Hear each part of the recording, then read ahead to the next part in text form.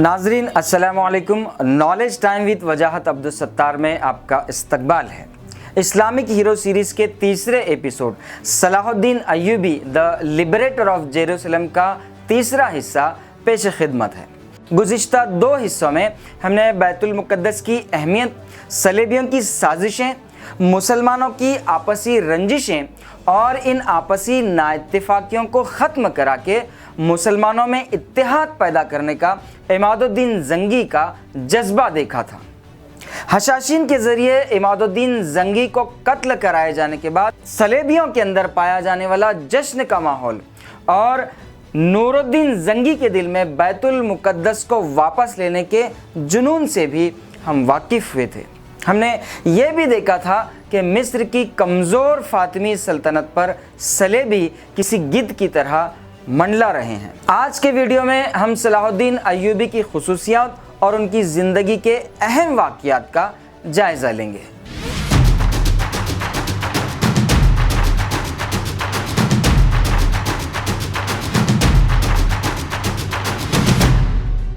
नूरुद्दीन ज़ंगी ने जब देखा कि मिस्र पर सलेबियों के काले बादल छाए हुए हैं जो आलम इस्लाम के इत्तेहाद के लिए तूफ़ान साबित हो सकते हैं, तो वो बेचैन हो उठा।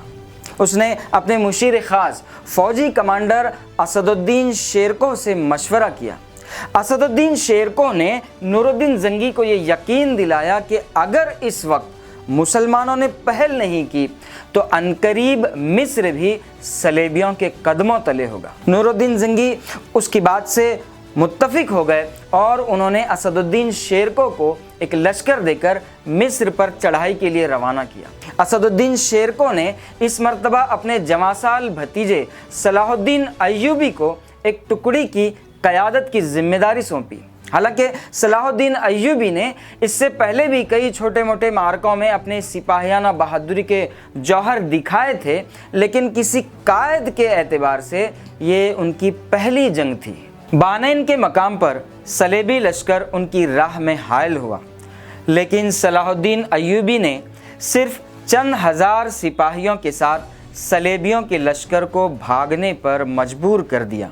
यहाँ से भागकर सलेबी इस्कंदरिया पहुँचे और इस्कंदरिया का मुहासरा कर लिया, लेकिन सलाहुद्दीन अय्यूबी और उसकी फ़ौज ने सलेबियों का इस्कंदरिया तक ताक़ुब किया और बड़ी बहादुरी से शहर को बचा लिया। मजबूरन सलेबियों को सुलह का मुआहदा करके अपनी जान बचानी पड़ी। मुआहदे की रूह से दोनों फ़ौजें जब वापस चली गईं तो फ़ातिमी हुकूमत की फ़ौज के कमांडर शादिर सलेबियों की मदद से काहिरा में बगावत करनी शुरू कर दी और इस तरह से सलेबी फ़ौज का कुछ हिस्सा काहिरा में आन बसा। जालिम सलेबियों ने यहाँ के मुसलमानों पर नित नए मजालिम ढाने शुरू किए, जिसकी वजह से फ़ातिमी खलीफा आज़िद, जो सिर्फ नाम का खलीफा रह गया था, बड़ा परेशान हुआ और उसने चुपके से नूरुद्दीन ज़ंगी से मदद मांगी। नूरुद्दीन ज़ंगी ने फिर एक मर्तबा शेरको को एक लश्कर देकर रवाना किया। शेरको एक नीडर और बेबाक सिपह सालार था और उसकी हैबत सलेबियों के दिलो दिमाग पर ऐसी छाई हुई थी कि सिर्फ उसकी आमद की खबर सुनते ही सलेबी शहर छोड़कर भाग गए। फ़ातिमी खलीफा आज़िद और मिस्री अवाम ने शेरको और सलाहुद्दीन को अपना निजात दहिंदा समझकर पुरजोश तरीके से इस्तकबाल किया। शेरको ने बागी सिपह सालार शादिर को गिरफ्तार कर लिया और खलीफा के हुक्म से उसकी गर्दन उड़ा दी गई। असदुद्दीन शेरको की बहादुरी से मुतासिर होकर फ़ातिमी खलीफा आज़िद ने असदुद्दीन शेरको को मिस्र की वज़ारत की जिम्मेदारी सौंप दी। हालांकि मिस्र में अमन की बहाली के लिए ये एक बेहतरीन मंसूबा था, लेकिन कुदरत ने कुछ और मंसूबा तय कर रखा था।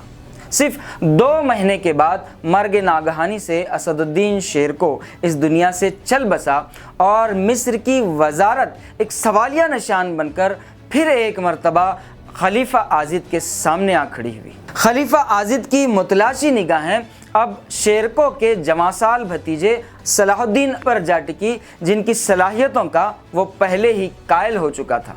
اس نے صلاح الدین ایوبی کو ملک الناصر کا خطاب دے کر انہیں وزارت عظمیٰ کی ذمہ داری سونپ دی اور اب مصر کا وزیر اعظم صلاح الدین ایوبی تھا۔ وزیر اعظم بننے کے بعد صلاح الدین ایوبی نے سب سے پہلا کام یہ کیا کہ انہوں نے محل میں رہنے کی بجائے ایک چھوٹے سے سادے کرائے کے مکان میں رہائش اختیار کی۔ انہوں نے علماء اور فضلاء کی صحبت کو ترجیح دی، وہ ان کے ساتھ رہنے لگا۔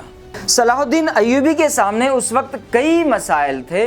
ملک بیرونی خطرات کے ساتھ ساتھ اندرونی شورشوں سے بھی دوچار تھا، لیکن صلاح الدین ایوبی نے نہایت حلم اور تدبر کے ساتھ ان تمام مسائل پر قابو پا لیا اور ایک مضبوط سلطنت کی بنیاد ڈالنے میں کامیاب ہو گئے۔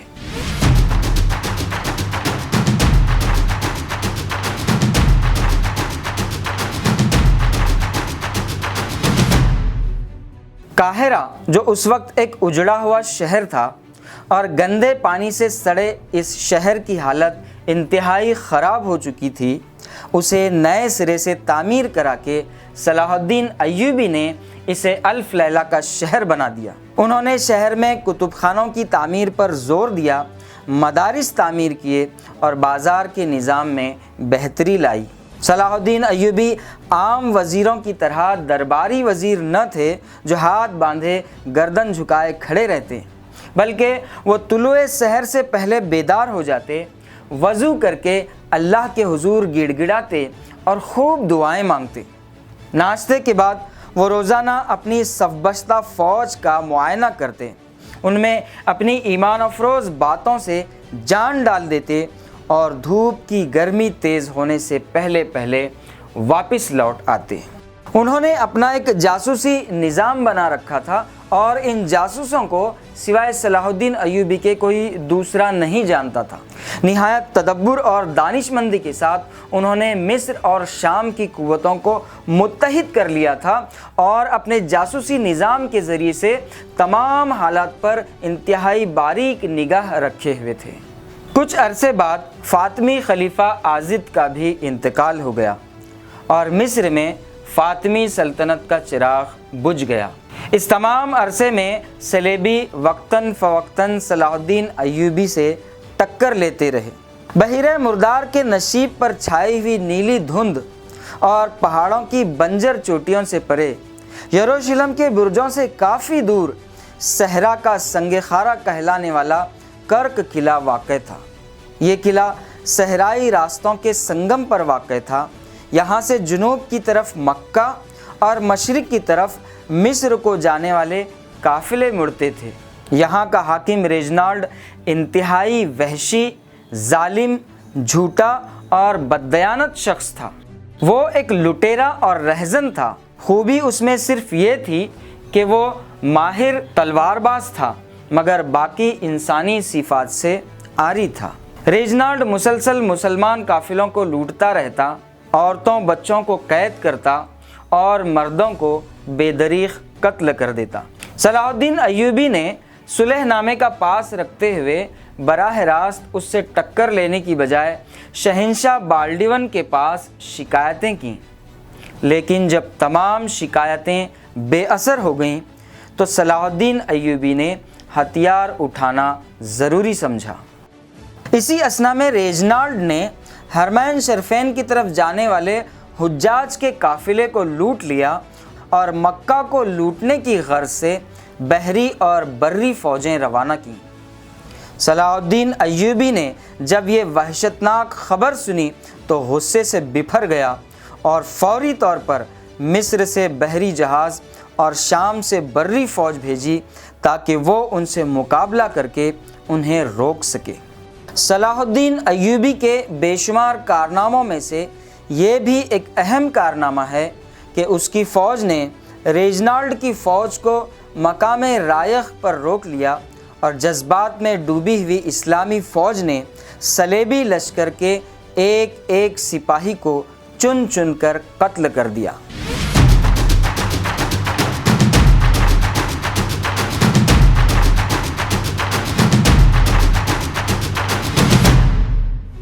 पूरी फौज का सफाया होने के बाद भी रेजिनाल्ड अपने इरादों से बाज न आया और उसने अगले साल ही मदीना मुनव्वरा पर हमले का इरादा किया।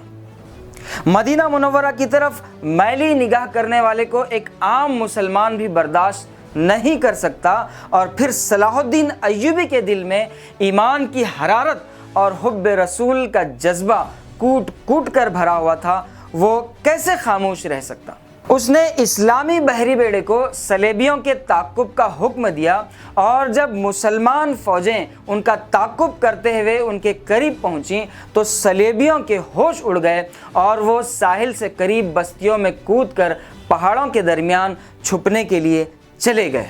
इस्लामी फ़ौज ने यहाँ भी उनका ताक़ुब किया और मदीना को लूटने का ख्याल भी दिल में लाने वाले एक एक सलेबी को उनके अंजाम तक पहुँचा दिया।